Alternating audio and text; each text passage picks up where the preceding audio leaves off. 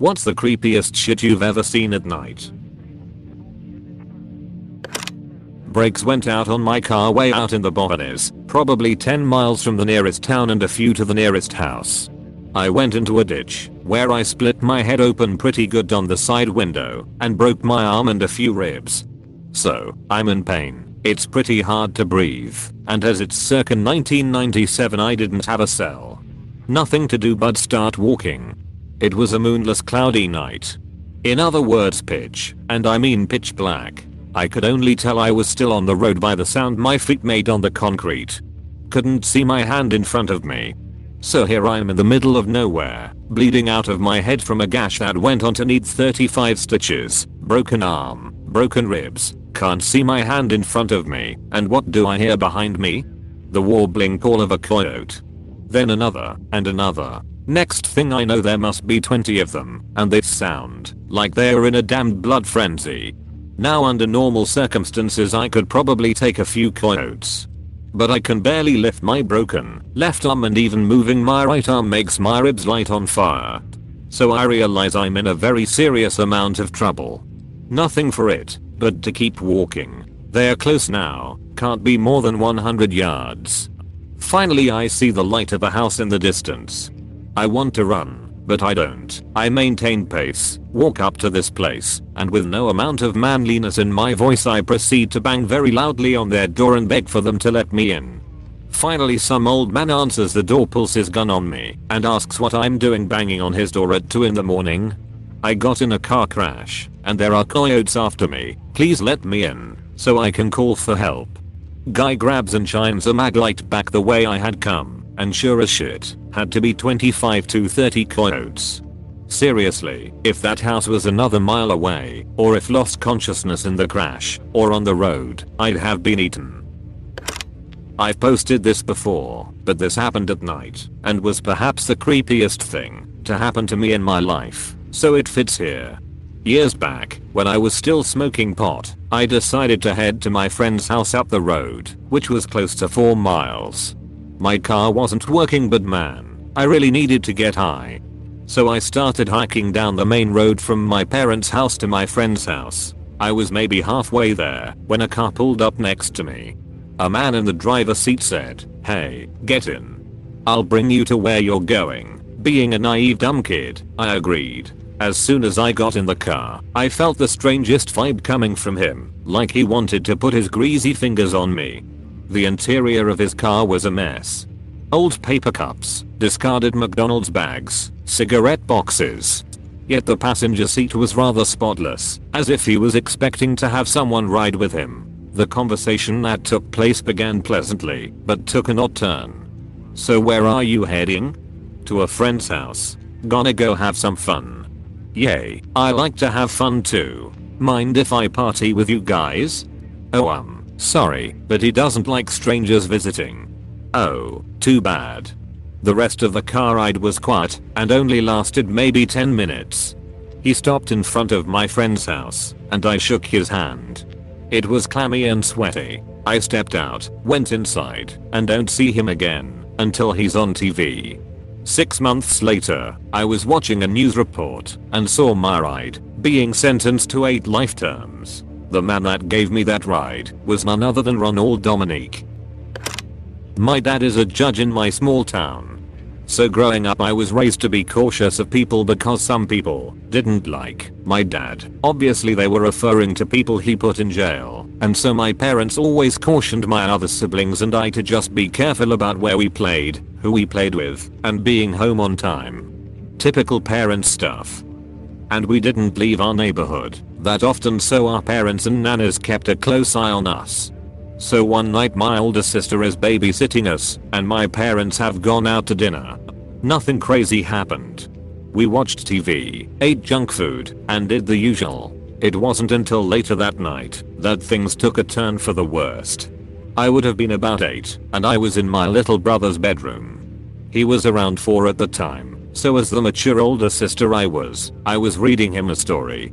As I read, I glanced out one of the windows, past my brother's head. I saw a man's face in the window. Needless to say, I freaked out. My brother turned and saw it too, and we made a dash for my parents' room across the hallway and screamed for my older sister. She came running, and I tried explaining what I saw. She was scared and didn't bother checking out the room for herself. She immediately called the police, and we locked ourselves in our parents' room. Lucky for us, she's the type of sister that locked the doors immediately when mom and dad left for dinner, so there was no reason to assume the man could get in unless he used force. The police came and inspected the house.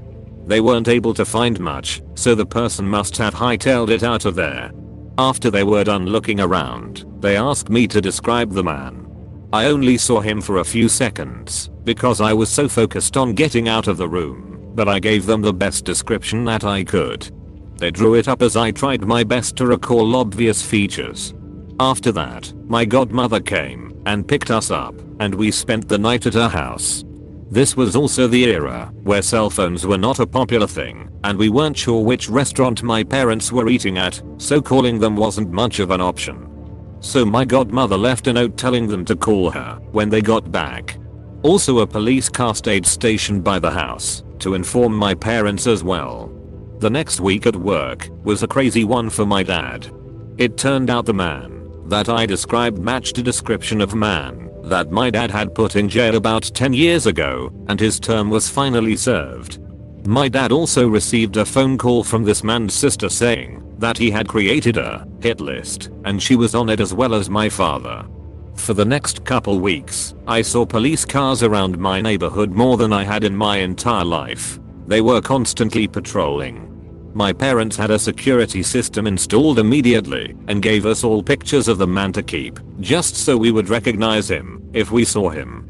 I'm not exactly sure if the police pursued it much further because my parents didn't talk about it and I was so young that I didn't know what would happen legally to begin with. I also doubt they could pursue him based off of an 8-year-old's description, so it was most likely monitored, but overall dropped when nothing came of it. But I will never forget that face. It was easily one of the creepiest things that has ever happened to me, and finding out who it may have belonged to only made the situation creepier. I'm schizophrenic. One night I saw a black hooded figure with glowing red eyes at the foot of my bed. Being chased by a bread delivery truck in the middle of the desert around 1 to 2 am. It was a giant truck that had no affiliation with anything other than saying bread on the side. My husband and I were on a road trip. Coming back to Louisiana from Iowa, we would drive in 4-hour shifts while the other person slept in the back of the car. It was about 3 am, and he woke me up to start my shift. I looked around and didn't see another car in sight or even a street light or building. He had taken an alternate route that he thought would be faster. Finally we come across a small local gas station with a single light on. It was closed, and our car was the only one there. We pull over, and as I'm getting ready to open the car door so we can switch places, my husband tells me to hold on. I look up, and from behind the back of the gas station a man wearing rags was shambling towards us quickly. Not quite running, which made it even scarier in a zombie-esque way. I told my husband to hurry and drive away. He was intrigued though. He just stared ahead as the guy got closer and closer. I started freaking out and screaming for him to go until he did. As he drove away I looked behind us until the gas station disappeared. As far as I could see, the man followed the car at the same odd pace he was walking at until I could no longer see him. Gives me the chills big time. When I was pretty young, there was a tapping at the window in the bedroom that I shared with my younger sister. We were both scared, and I was telling her that it was just branches touching the window or something. She made me get up and look, and when I opened the curtains there was a man standing there, tapping on the window and looking in. It turned out to be my sister's father, who had gotten drunk and driven 20 miles to our house, where he intended to tap on our mother's window. He was still in love with her, but got confused because he was drunk.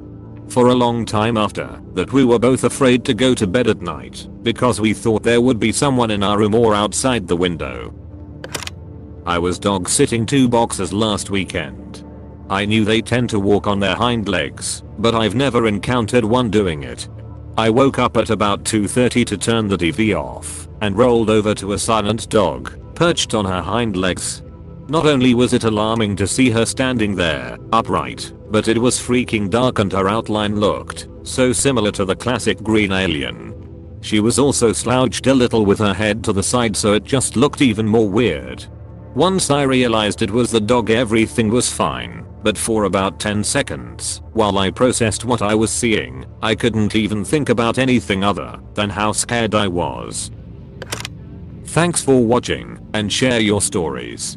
Don't forget to consider the idea to maybe think about potentially subscribing. Peace.